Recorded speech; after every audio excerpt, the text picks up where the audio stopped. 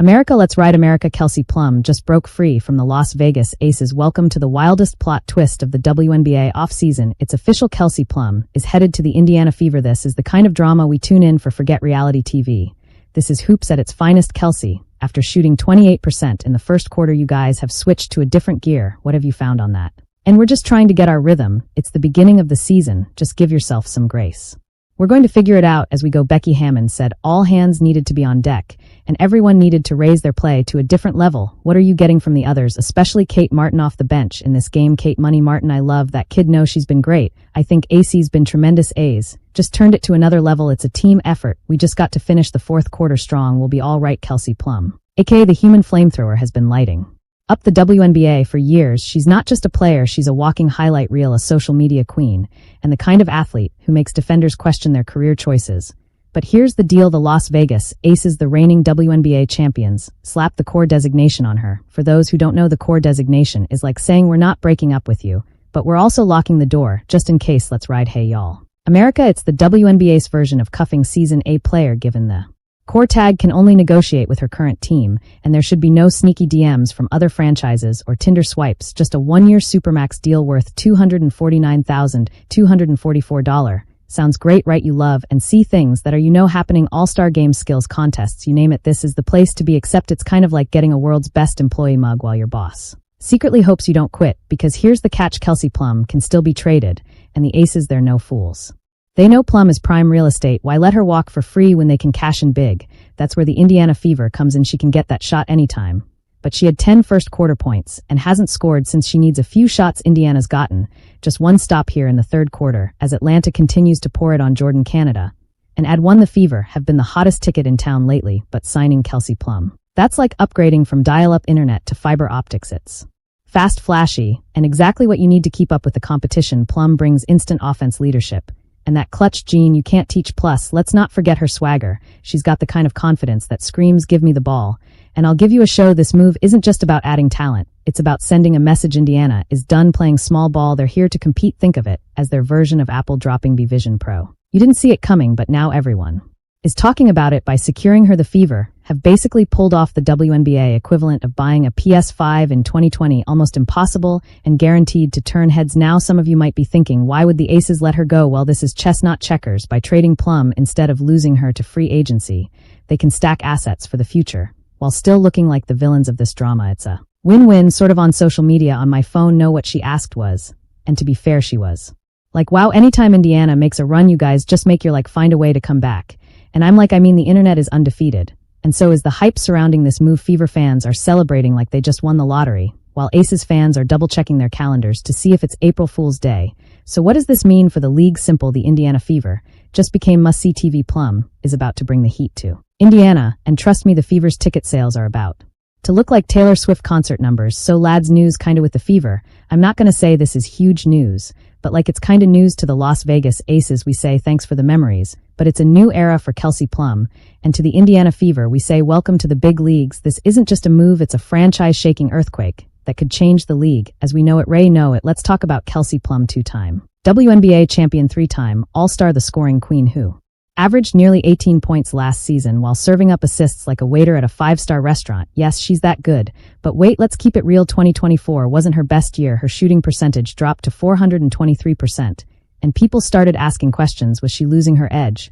Or was it something else? It's going to be a really awkward one. And I don't think it's entirely an easy situation for them as well. But look, Kelsey Plum she's an Olympian. She's played with all these players. She knows all these players. I don't think she's doing it out of malice. I doubt she's doing it out of malice towards them. And look, according to ESPN's WNBA reporter Kevin Pelton, Plum was already on her way out of Las Vegas. He boldly predicted that she'd be the face of the Golden State Valkyries, a brand new expansion team reuniting her with her former Aces assistant coach Nikazi, now head coach for the Valkyries. Sounds like a Cinderella reunion, right? Wrong, because out of nowhere the Indiana Fever said, hold my corn dog, and swooped in like a basketball Robin Hood, snatching up Kelsey Plum. Oh, gets that shooter's touch. This is huge for the Fever, a team that's been struggling to find their groove. They haven't seen the playoffs since, well, let's just say it's been a minute. Adding a player like Plum with her scoring ability, court vision, and championship experience is like giving them a turbo boost in a fast, amped, furious movie. Indiana Fever assembled. Indiana Fever welcomes Kelsey Plum where basketball legends are made and where even the cornfields will cheer for you. Hey KP, can you show me your shoes? Yes, look at my plums, get you some by guys. Now let's address the elephant in the room,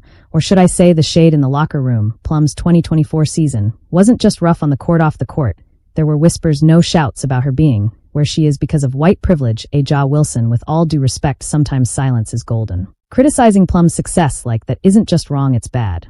14 chemistry. And hey, how about we celebrate talent without tearing it down? Just a thought, here's why I love this move. A fresh start in Indiana means Plum gets to be the centerpiece of a team that wants her. She's not in anyone's shadow, and she can build something special with teammates who actually appreciate her skills. It's like upgrading from a cheap knockoff brand to the real deal. No more drama, just basketball. Kelsey Plum now serving buckets in Indiana. Get your popcorn ready, because the Fever is about to bring the heat. It's the perfect chance for her to show that she's not just a great player, she's a leader who can elevate an entire franchise. If you like the video, then subscribe to the Indiana Fever's potential lineup with Kelsey Plum. Kelsey Mitchell and Caitlin Clark has the makings of an offensive powerhouse, but it will require careful planning to make it work seamlessly. Each player brings unique strengths to the table, but balancing their talents while addressing their limitations will be key to success. How will the Fever make this lineup a force to be reckoned? She just makes it look so freaking easy. Kelsey Plum should take on the role of the floor general, handling most of the ball handling duties. Her championship experience and ability to run the pick and roll make her the ideal candidate to orchestrate the offense.